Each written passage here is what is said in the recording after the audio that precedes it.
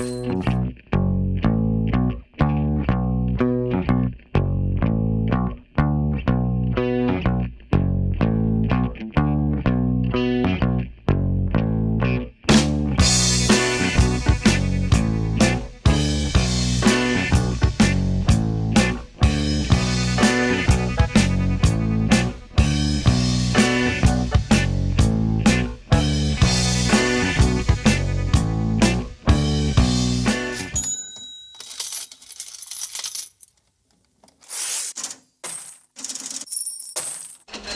Și asta facem. De când ai afacerea asta? De când ai început afacerea?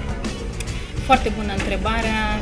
Afacerea e destul de veche, e la majorat. Avem 18 ani în piață. 18 ani? Mulțumesc. Și Așa e, da. Dacă ați reușit să rezistați până acum pe piață, deci înseamnă că faceți treabă bună, bănuiesc eu, nu? Facem treabă bună, absolut, asta o spun clienții. Și ce ai început să faci prima dată? Păi primul meu serviciu în Spania a fost la o fermă de capre. Un băiat de București. Deci erai căpșunar la capre. Ceva de gen, căpșunar la capre. De la costum am trecut la... Păi da, la mall numai în costum. Numai costum, da. Unde am început, am învățat să învăț animalele, să mun caprele. Și ți-a plăcut? Da. Mi-a plăcut pentru că am stat vreo 4 ani. Am intrat în loterie inițial pentru că după 4 ani. Da, era salariul foarte bun.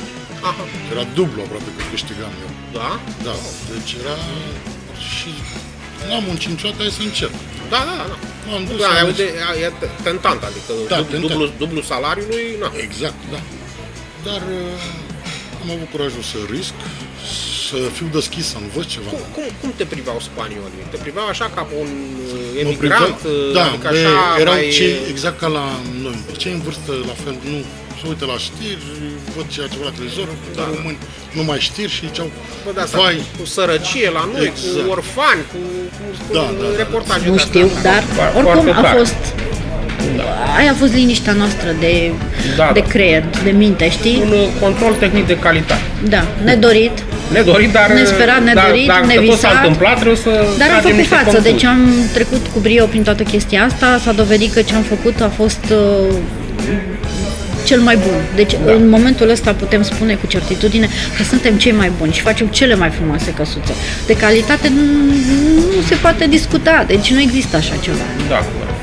Chiar dacă sunt cele mai greu de lucrat, chiar dacă noi facem în 3, 4, 5 săptămâni, 6 săptămâni, asta este. La sfârșit avem căsuțe pe care copiii de astăzi le pot lăsa moștenire copiilor lor, fără niciun fel de îndoială. De trainice sunt, da.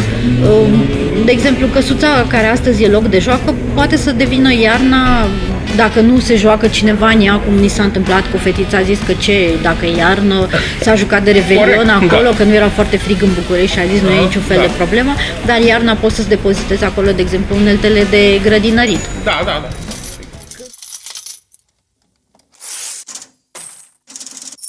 What does purity taste like? I am one of the few international experts in water tasting, and I know that the water-specific taste comes from the minerals, the underground path it takes, and the geological structure of the spring area. I found Aqua Carpatica in Los Angeles. It's my passion to taste water, especially one with such an interesting proposition, nitrate-free content. It surprised me with its rich mouthfeel, freshly pearled by perfectly structured bubbles, and an exceptional taste. It's water love. Aqua Carpatica, împreună cu Martin Rees, cel mai renumit somelier de apă acreditat din lume, îți propune să descoperi ce gust are puritatea. Aqua Carpatica naturală, carbogazoasă, gustul purității.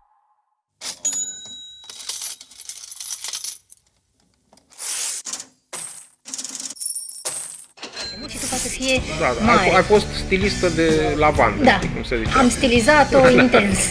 Iar din anul 2 am ținut ulei esențial și l-am vândut angro, mi-am achitat o parte din credit. Se cere pe piață?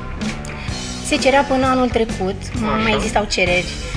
Între timp eu m-am axat mai mult pe partea de vânzare în detalii și nu am mai ținut legătura cu clienții. Dar atunci ți-a mers bine.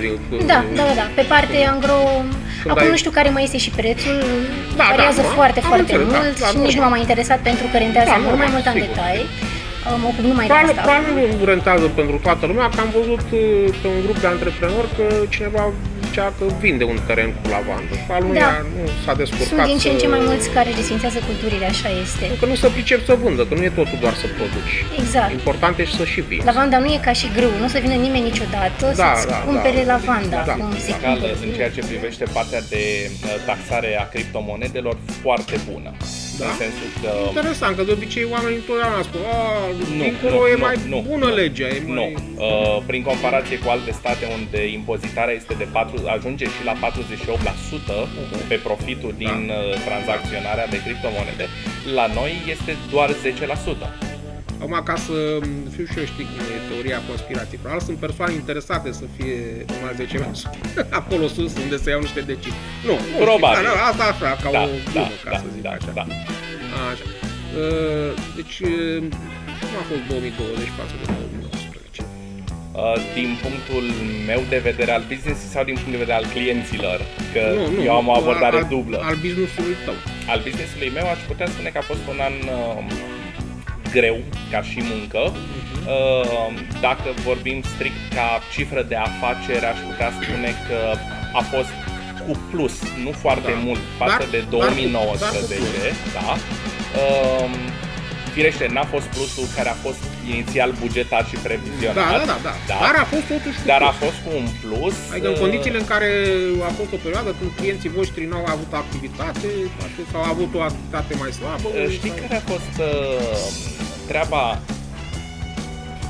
Nevoia de consultanță și de a-i ajuta prin hățișul ăsta de proceduri și tot ceea ce s-a întâmplat anul trecut a fost mult mai mare decât într-un an normal. În condițiile în care noi trebuia să sfătuim ownerii de business și managerii să aplice și să respecte niște reguli și fiscale care erau gândite prin acele ordonanțe militare. M-au introdus în tainele. Ei cu ce se ocupă? Vânzări de piese auto. Deci ei au o firmă. Business, aveau două, dar în etate când avansezi te mai domolești puțin. Da. Deci de asta, deci ei aveau un business, deci cum să zice, tu ai văzut la ei cam ce înseamnă firma ta. Exact. Și atunci, implicit, în momentul când am absolvit ce am avut nevoie să ies pe piață, n-am mai pus decât un pas. Bineînțeles că trebuie să nu arzi etapele. Iar lucrul ăsta mi l-a insuflat la fel fostul meu șef, căruia doresc să-i mulțumesc, Gabriel Nițu, care mi-a spus clar, să nu arzi etapele. Dacă arzi etapele, cu siguranță vei avea de pierdut mai târziu. Cum se și întâmplă când vrei să te apuci de un business la care habar nu ai, unde acolo se întâmplă în două lucruri. Ori n-ai ce face cu banii și ești dispus să-i pierzi, ori... Eu am văzut, apropo, oameni cu mulți bani din farma care și-au făcut restaurante, crezând că e o afacere foarte simplă, dar nu e așa. Păi nu, dacă facem un calcul super simplu, ca să ai o afacere în Forecast, trebuie în primul rând chiria, pe care în principiu ți-o cam ia pe câteva luni plus garanție, pune și salariații, pune și materia primă, pune și utilitățile, care, de exemplu, aerul condiționat funcționează și dacă ai un client și dacă ai 100. Am avut și rețele de Wi-Fi. Au ieșit rețea în Wi-Fi în Seattle de Wi-Fi pe stradă, gratis. Wow! Da, și testau cu mayor. Cum se zice mayor? Primar. Mayor. Și eu eram primul cu o scrisoare de la primăria din Seattle să instalăm ecrane în taxiuri pe Wi-Fi de la oraș. Și acolo a început ideea asta, hai să chiar să facem ceva care n-a făcut nimeni. Deci era, montai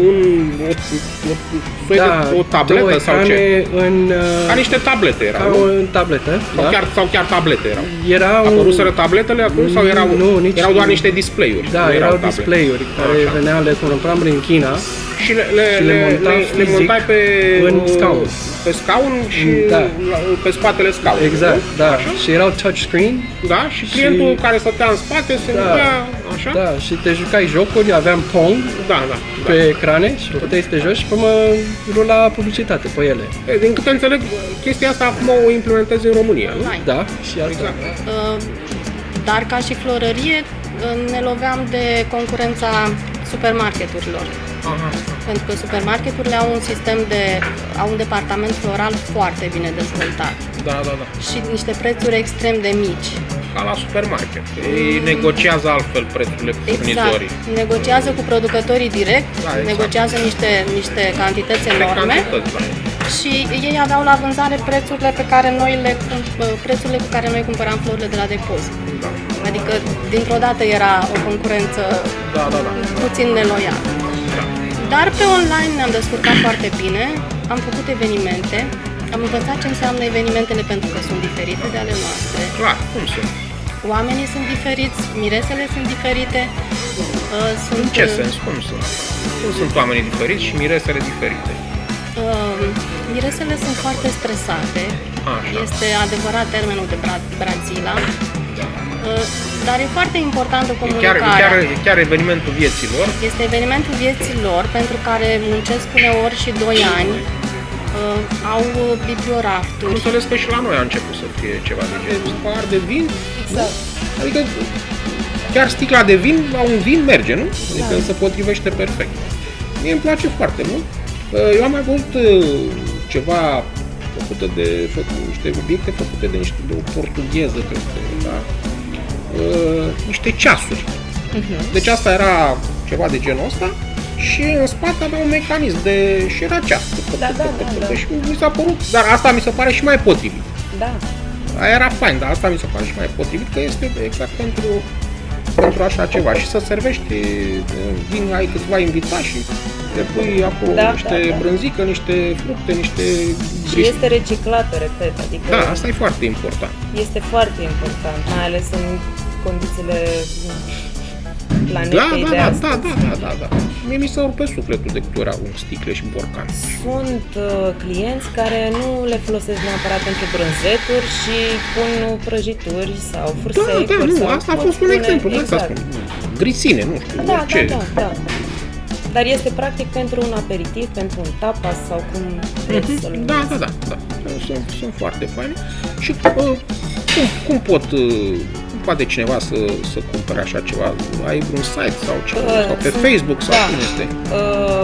Site-ul este un proces acum în construcție. Exact, în construcție și ne găsesc pe Facebook și Instagram și pe EMAG.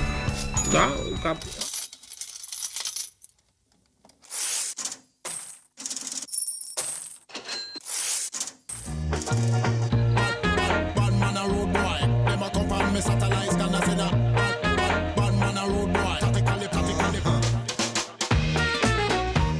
Un roze pentru cele 1000 de nuanțe ale vieții tale.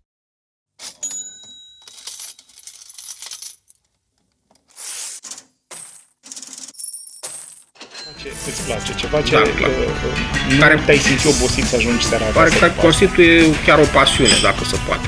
Ajunge să devină. Dacă nu, dacă nu este. Adică are potențial de pasiune. Tot privind ușor retroactiv, cred că a 3-lea lucru cel mai bun, mai ales trecând și prin experiența cealaltă, adică prin realizarea de business singur, o văd alegerea unui partener sau nu neapărat alegerea, pornirea la drum cu un partener. Compatibil, da. E foarte dificil. Mulți și-au distrus afacerea, viața personală din cauza unui partener. Da. Am făcut business și singur, nu știu, 7-8 ani. Deci tu poți să faci comparații. Asta încerc să spun, că e foarte relevant, zic eu. După ce ai avut un partener, ți-a fost mult mai ușor. După ce am avut partener, lucrurile au mers într-un mult mai rapid. Efectiv. Deci încurajez antreprenorii să-și găsească un partener compatibil. Dar să fie atenți totuși la alegerea complementar, nu neapărat care să vină cu același set de skill-uri sau cu același... Ideal ar fi să se completeze cei 2 sau 3. Asta s-a gândit și că tinerii au altă viziune. Exact. A râs după aia, că vorbim și acum, după vorba aceea 22 de ani și râde și îmi zice, Doamne, când mi-ai arătat oferta și mi-ai spus câți bani vrei, vreau să mă bufnească râsul, dar n-am îndrăznit, te-am lăsat în pace. Deci erau prea puțini? Erau prea puțini. Da, dar pentru tine era bucuria faptului că... Pentru mine a fost bucuria, da. Până la urmă, știi cum se mai fac? Mai fac chestii și gratis doar pentru portofoliu. Exact, în general, exact, nu doar așa în diverse profesii, afaceri. Da, iar el mi-a devenit, pe vremea aceea nu era moda cu mentor, coach și alte minuni, dar mi-a fost un fel de mentor în partea de business și m-a învățat niște lucruri pe care altfel nu aveam de unde să le cunosc. Foarte fain. A fost... Și cum a evoluat așa? A evoluat așa în sus, în jos, în sus, în jos. În funcție probabil și după cum a mers economia, după cum am știut să ne prezentăm și să ne organizăm și să explicăm lumii ce facem. Din păcate, la noi arhitectul e ceva așa, face hârtii, nu face hârtie, niște poze. Asta spun, de exemplu, eu așa cred, cam așa, după ce văd, după ce specimene ies din pământ, așa, ca ciupercile, eu nu cred că prea mulți cer sfatul unui arhitect. Nu prea cer, nu sunt obligați? Ba, ei sunt obligați, doar că... Sau apelează la niște oameni care nu au chiar așa, nu știu cum să spun eu, care doar semnează acolo?